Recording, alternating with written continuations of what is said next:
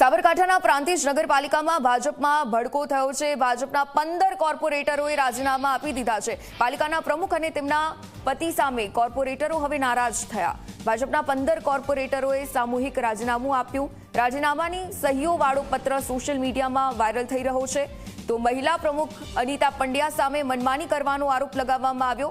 પાલિકા પ્રમુખના પતિ જિગ્નેશ પંડ્યા વિરુદ્ધ પણ મનમાનીના આક્ષેપ થઈ રહ્યા છે। તો વિરોધ પાછળ કોનો દોરી સંચાર તે અંગે ભાજપે માહિતી એકઠી કરી છે। મામલો થાળી પાડવાનો ભાજપે પ્રયાસ શરૂ કર્યો છે। તો 19માંથી 15 સભ્યોએ રાજીનામા આપ્યા। સોશિયલ મીડિયામાં રાજીનામાનો આ પત્ર વાયરલ।